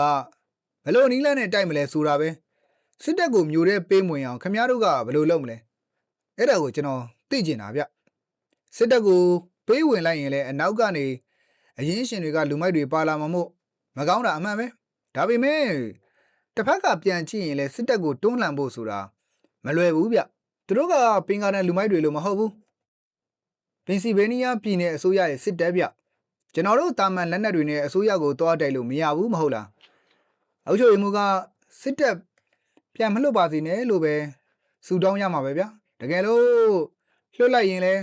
ကျွန်တော်တို့အတွက်အကောင်းဆုံးနီးလန်းကတော့အဲ့ဒီစစ်သားတွေနဲ့မိတ်ဆွေဖြစ်အောင်လုပ်ဖို့ပဲရှိတော့တယ်ဒါကျွန်တော်တို့လုံနိုင်တဲ့တခုရီးသောနီးလန်းဗျကျွန်တော်ပြောချင်တာကဒါပဲ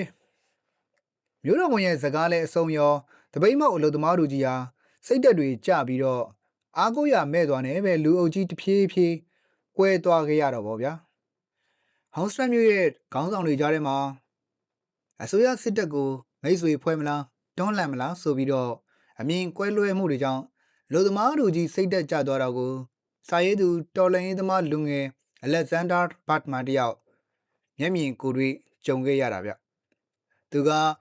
ခေါင်းကောက်ခံလို့တဲ့ငြိမ်းချမ်းရေးထက်အရင်ရှင်အာနာရှင်ဖရစ်ကိုချက်ချင်းတွားရောက်ရှင်းလင်းပြမှတော့အလုသမားတို့ကြီးလွတ်မြောက်မယ်ဆိုတဲ့တန်နေတဲ့တွေပို့ပြီးတော့ပြတ်သားသွားခဲ့ပါပြီဘစ်မတ်မျိုး၏ဝိညာဉ်စုံနဲ့နောက်ဆုံးမျှော်လင့်ချက်ပြက်ပြေခြင်းတမ်မရီမျိုးတော်ကြီး၏သွေးအေးမှုဘစ်မတ်ဆိုတဲ့မျိုးကြီးဟာအိုဝိုင်ယိုမြေကမ်းနားမှာအရာမပြောင်းအောင်ကြီးနှစ်ခုလိုတွေ့ကပ်ပြူထွက်နေပြီးတော့ဒီမျိုးလုံးမှာအသက်ရှူရတာကိုအလုဒံကြောင့်ဖျားနာခြင်းစရာဓာတ်ငွေတွေလောကဒဏ်ရဲ့ရက်ဆက်မှုအနံ့အသက်တွေနဲ့ပြည့်နှက်နေတာဗျလမ်းမတွေပေါ်မှာတော့ပေးဆွိတ်အောင်ကြီးလိုတာမန်လှုပ်သားပြည်သူတွေဟာလမ်းဆောင်လမ်းကွာတွေမှာဟိုဟိုဒီဒီဖြတ်တန်းသွားလာနေကြရတယ်။ခေါင်းငင်ရံမှာတော့မီကိုလုံးကြီးတွေနဲ့မြို့ကိုမိုင်းကြီးတွေဟာအုံပိုင်းလိုပိတ်ဆို့နေတယ်။ဒါဟာကျွန်တော်တို့ရဲ့မဲမှောင်ပြီးတော့အေးဆက်လာတဲ့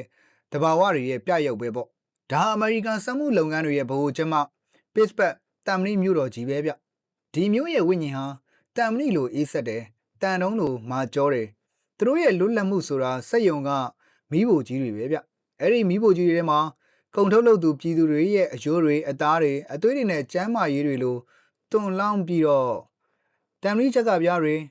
ယထာအင်ဂျင်တွေနဲ့လူသက်လက်နက်တွေအဖြစ်ပြောင်းလဲပြကြတာအဲ့ဒီလက်နက်တွေကိုကာနက်နဲ့ဖရန့်စ်တို့လိုအရင်ရှင်နတ်ဆိုးတွေကသူတို့ရဲ့စီးစိမ်ဥစ္စာရစ်ပလင်ပေါ်မှာပူဇော်ပတ်တာနေကြတာဒီတမ်မီမျိုးတော်ကြီးရဲ့သွေးအေးတဲ့ဝိညာဉ်ဟာအခုကာနဂီကုမ္ပဏီနဲ့ဟုံးစတက်အလုပ်သမားတွေကြားဆွေးနွေးပွဲမှာအထင်ရှားပေါ်လွင်လာခဲ့ပြီကုမ္ပဏီကိုအကျွမ်းမဲ့အာဏာကင်တွင်နေတဲ့ Prince ဆိုတဲ့လူဟာဒီစက်ရုံမီးဖိုကြီးတွေရဲ့သွေးစုဝိညာဉ်ပဲဝင်စားတဲ့လူပဲဗျအလုပ်သမားတွေဘက်ကပင်ကားတဲ့လူမိုက်တွေကိုတိုက်ထုတ်အောင်ပွဲခံပြီးတဲ့နောက်ငင်းငင်းအတွက်ကမ်းလှမ်းခဲ့တဲ့တန်လွင်ခတ်ကို France ကလုံးဝပယ်ချလိုက်တယ် France ကထုတ်ပြန်လိုက်တဲ့ရာဇသံဟာရောမအင်ပါယာကစီဇာဘီရဲ့နောက်ဆုံးအမိန့်လိုပဲဗျဟောင်းစတက်ကနောက်ဆုံးလူတစ်ယောက်ထိသွေးမြေကြရပါစေအလို့သမားတမက်ကကိုအမြင့်ပြတ်ချိန်မုံပြစ်မယ်ကုမ္ပဏီနေနဲ့တမက်ကနဲ့ဘာမှမဆွေးနွေးဘဲနဲ့အလို့သမားတဦးချင်းစီကိုပဲခေါ်ယူပြီးတော့သူပေးတဲ့လစာတုံးထားအတိုင်းအရမလက်ခံခိုင်းမယ်တကယ်လို့အလို့သမားတွေကမကျင်တဲ့လို့တပိတ်ဆက်မောက်ရင်ပြည်내စစ်တပ်တင်မကဘူးအမေရိကန်တနိုင်ငံလုံးကစစ်တပ်အင်အားကိုတုံးပြီးတော့ဖြစ်ဖြစ်စက်ရုံကိုအလုသမားတစ်တွေနဲ့ဆက်လက်လေပတ်မယ်အမိန်ကိုမနာခံတဲ့အလုသမားတွေကိုအလုကထုတ်မဲ့အပြင်ကုမ္ပဏီပိုင်းအိမ်တန်းလျားတွေကနေပါအတင်းအမမောင်းထုတ်ပစ်မယ်တဲ့ဗျာလှုပ်ကြံမှုကြီးစတင်ခြင်းအဲဂျိုအခန်းရဲ့ဘယ်ဘက်မှာရှိတဲ့ France ရဲ့တီးသက်ရုံးခန်းတကားပွင့်သွားပြီးတော့လူမဲအစိမ်ကတယောက်ထွက်လာခဲ့တဲ့အချိန်မှာရုံးခန်းအနောက်ဘက်စပွဲမှာထိုင်နေတဲ့မုတ်စိတ်နဲ့ချမ်းခိုင်တောင်တင်းတဲ့လူတစ်ယောက်ရဲ့ပုံရိပ်ကိုကျွန်တော်ဖြတ်ကနေလှမ်းမြင်လိုက်ရတယ်ဗျမစ္စတာဖရစ်အလုံးရှုံနေပါတယ်ဗျာအခုသူခမည်းကိုမတွေ့နိုင်ပါဘူးလို့လူမဲအစီကံကကျွန်တော်ရဲ့လေဘက်ကပြားကိုပြန်ကမ်းပြီးပြောတယ်ကျွန်တော်လည်းကပြားကိုလှမ်းယူပြီးတော့အိတ်ထဲပြန်ထဲကအဲဂျိုအခန်းထဲကနေအပြင်ကိုတဖြည်းဖြည်းနဲ့လမ်းလျှောက်ထွက်လာခဲ့လိုက်တယ်ဒါပေမဲ့ချက်ချင်းပဲခြေလမ်းတွေကိုအနောက်ပြန်လှည့်ပြီးတော့စရေးတွေနဲ့ဧည့်သည်တွေကိုပိုင်းခြားထားတဲ့တကားအတားအဆီးကိုဟုံးကနေဖြတ်ကျော်ကအန်အောမင်သက်သွားစေခဲ့တဲ့အစီခံကို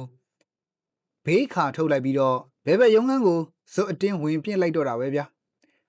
အဲ့ဒီမှာရင်ကျွန်တော်နဲ့ friends တက်တဲ့ကြီးကိုတိုးတော့တာပဲဗရင်ဘောက်ကနေဖြာကျနေတဲ့နေရောင်ကြီးကြောင့်ခဏတာမျက်စိကျိန်းသွားပေမဲ့စပွဲအရှိကြီးရဲ့အဆုံးမှာလူနှစ်ယောက်ရှိနေတာကိုမြင်လိုက်ရတယ် friends ကျွန်တော်စကားဆယုံမရှိသေးတယ်သူ့မျက်နှာပေါ်ကတင်မင်းရဲ့အရေးအယောင်ကိုမြင်လိုက်ရတယ်အထိတ်တလန့်ကြအမူအရာကြောင့်ကျွန်တော်ခဏတာဆွန့်အားသွားခဲ့ရတယ်ဗျ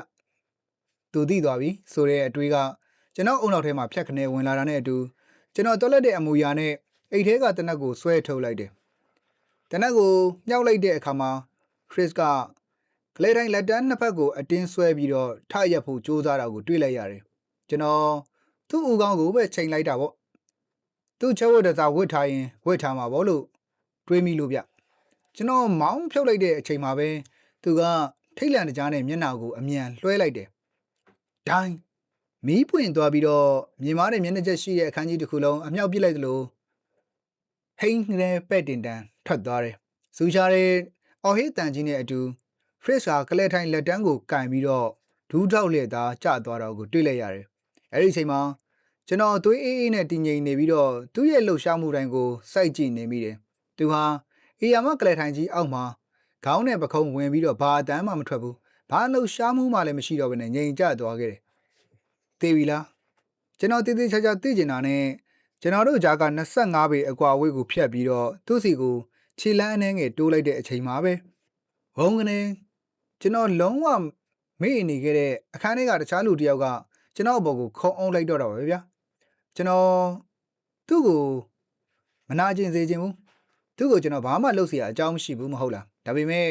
အဲ့ဒီအချိန်မှာပဲလူသက်သမားကယ်ကြပါအောင်ဆိုရဲအဟွေးတန်ကြီးကိုကြားလိုက်ရလို့ကျွန်တော်နှလုံးသားကြီးကိုတစ်ချက်ရက်တက်သွားစေခဲ့တယ်ဖေးကြီးအဲ့ဒါက Fritz ရဲ့ order ပဲသူအသက်ရှင်နေသေးတာလားကျွန်တော်လည်းပွေ့ဖက်ထားတဲ့သသိန်းကိုဘေးကိုအတင်းလွှတ်ပစ်ပြီးတော့ကျမ်းမြေပေါ်မှာတောသွားနေတဲ့ Fritz ရဲ့ခန္ဓာကိုယ်ကိုတနက်နဲ့ထပ်ပစ်လိုက်တော့တယ်ဒါပေမဲ့ဟိုလူသိန်းကကျွန်တော်လက်ကိုလှမ်းပုတ်လိုက်လို့ကြည်စံကလွဲသွားခဲ့ရတယ်ဗျသူကကျွန်တော်ကိုအတင်းလုံးထွေးပြီးတော့အခန်းအနှံ့ကိုတက်ပုတ်ကြတော့တာပဲကျွန်တော်သူ့ကိုလွန့်ပစ်ဖို့ကြိုးစားရင်းနဲ့သူ့လက်မောင်းကြားကအပေါက်ကိုမြင်လိုက်ရတာနဲ့တနက်ပြောင်းဝကိုသူ့နှစ်ဘေးမှာကပ်ပြီးတော့ဂလထိုင်နောက်မှာပြားကပ်နေတဲ့ Fritz ကိုတက်တဲ့ချိန်ကမောင်းထပ်ဖြုတ်ချလိုက်တယ်ဗျာချက်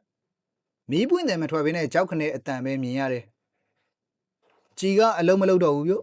ကျွန်တော်လည်းကျွန်တော်ကိုအတင်းဖတ်ထားခဲ့တဲ့ဒူသိန်းရဲ့ level ကိုလှမ်းညှင့်လိုက်တဲ့အချိန်မှာပဲရုတ်တရက်ကျွန်တော်ရဲ့ဦးခေါင်းအနောက်ဘက်စီကလေးလံတဲ့အရာတစ်ခုကအတင်းရိုက်ချလိုက်တာခံလိုက်ရတော့တယ်မျက်စိထဲမှာမီးပွင့်မတက်ပြင်းထန်တဲ့နာကျင်မှုနဲ့အတူကျွန်တော်ကြမ်းမြင်ပေါ်ကိုခွေကျသွားခဲ့ပြီးတော့လက်ထဲကတနက်လေးလွတ်ကျသွားခဲ့ရတာပေါ့တူပမာလဲတူနဲ့ထူစမ်းလက်သမားကြီးဒီကောင်ကိုပြစ်သက်ဒီလိုမျိုးဆိုတဲ့သူညံအော်ဒါနေရာနားတွေကိုဝင်လာတယ်ကျွန်တော်နာနာချင်းချင်းနဲ့ထားရဖို့ကြိုးစားပေမဲ့လူအများကြီးရဲ့ကိုယ်လေးငယ်ကကျွန်တော်အပေါ်ကိုဖိညက်ထားတာဗျအဲ့ဒီအချိန်မှာတော့ Fritz ရဲ့အတန်ကိုကြားလိုက်ရပြန်တယ်သူမသိသေးဘူးလားကျွန်တော်အတန်ကြားရတဲ့ဘက်ကိုကျွန်တော်ကိုဖိထားတဲ့လူတွေကိုအတင်းဒီယိုတိုက်ဆွဲခေါ်သွားရင်တွားသွားမိလိုက်တယ်ကျွန်တော်အိတ်ထဲကဓမြောင်ကိုထုတ်မှဖြစ်မယ်ရပြီဗျာကျွန်တော်အဲ့ဒီဓာတ်နဲ့ပြင်းနေပေါက်နားကလူရဲ့ခြေထောက်တွေကိုအတင်းလွှဲခုတ်လိုက်တာပေါ့ခရစ်ကနာကျင်သွားနဲ့အော်ဟေးလိုက်တာကိုကြားလိုက်ရပြီးတော့အော်ဒန်ခြေတန်းတွေစူညံသွားကကျွန်တော်လက်မောင်းတွေကိုလူတွေကအတင်းလိန်ချိုးပြီးတော့ကျမ်းမြေပေါ်မှာတကူလုံးကိုမပြီးတော့အပြင်ကိုဆွဲထုတ်သွားကြတော့တယ်ရဲတွေစီးတွေအလုသမားဝတ်စုံဝတ်ထားတဲ့လူတွေကကျွန်တော်ကိုဝိုင်းအောင်ထားကြတယ်ရဲရရှိတယောက်ကကျွန်တော်စပိန်ကိုအနောက်ကနေအတင်းလှန်ဆွဲလိုက်တဲ့အချိန်မှာကျွန်တော်မျက်ဝန်းတွေက Chris နဲ့တက်တက်ဆုံသွားရတော့တယ်သူကလူတချို့ရဲ့တွဲဖက်မှုနဲ့ကျွန်တော်ရဲ့အရှိမမတ်တက်ရက်နေတယ်သူမျက်နှာတစ်ခုလုံးမှာပြာနှမ်း၆သွေးနေပြီးတော့သူရဲ့မုတ်စိတ်နက်နက်တွေပေါ်မှာသွေးစာတွေပေကြံလို့လေပင်ကနေလဲသွေးတွေကဒစိမ့်စိမ့်စီးကျနေတာပေါ့ခဏတာတော့ကျွန်တော်ရဲ့ရင်ထဲမှာရှက်စိတ်လိုမျိုးထူးဆန်းတဲ့ခံစားချက်တစ်ခုဝင်လာမိပေမဲ့နောက်တစ်စက္ကန့်လောက်ကြာမှာတော့ဒေါ်လာရင်းသမားတဦးနဲ့မထိုက်တန်တဲ့ဒီလိုစိတ်ကူးမျိုးကြောင့်ကိုဒေါသပြန်ထွက်မိတယ်ဗျာဒါကြောင့်ကျွန်တော်ရဲရဲဝုန်းဝုန်းနဲ့ပဲအကြောက်လက်မရှိသူ့မျက်နှာကိုတက်တက်စိုက်ကြည့်ပစ်လိုက်တော့တယ်မစ္စတာဖရစ်ဒီလူကခင်ဗျားကိုလာပြီးတော့လှုပ်ကြံတဲ့သူဟုတ်ပါသလားဒီလိုမျိုးရဲကမေးတယ်လမ်းပေါ်မှာတော့ထိတ်လန့်စိုးရိမ်နေတဲ့လူအကြီးကပြည့်နှက်နေတာရဲတွေနဲ့တူပါလာတဲ့အရက်ဝုန်းတဲ့လူငယ်တယောက်ကကျွန်တော်ကိုကြည့်ပြီးတော့မင်းအဆင်ပြေရဲ့လားသူတွေထွက်နေတယ်လို့ရှင်ကျေးစွာလှမ်းမေးရှာတယ်ကျွန်တော်မျက်နှာကိုလက်နဲ့တက်ကြည့်လိုက်တော့နာကျင်မှုကိုမခံစားရပေမဲ့မျက်စိနားမှာတမျိုးကြီးဖြစ်နေတာကိုသတိထားမိတယ်ကျွန်တော်မျက်မှန်ပျောက်သွားပြီလို့ကျွန်တော်အလိုလျောက်ပြောလိုက်မိတာပေါ့ရဲရရှိကတော့ကောက်ကျစ်စွာနဲ့မင်းခေါင်းမပြတ်သွားရင်ပဲတိတ်ကန်ကောင်းလှပြီအကောင်ကြီးလို့လှောင်ပြောင်ပြီးတော့ပြန်ပြောလိုက်ပါတော့တယ်ဗျာနောက်ထပ်စစ်ကြောရေးငရဲကန်းဒီမှာဘာဆက်ဖြစ်အောင်မလဲဆိုတာနောက်နေ့တွေမှာတင်ဆက်ပေးသွားပါမယ်အဆုံးအထိလိုက်ပါနားဆင်ပေးကြတဲ့အတွက်ကျေးဇူးအများကြီးတင်ပါတယ်ခင်ဗျာ channel လေးကိုလည်း like and subscribe လုပ်သွားပြီး notification လေးကိုနှိပ်ထားပေးခဲ့ဖို့မေတ္တာရက်ခံပါရစေခင်ဗျာ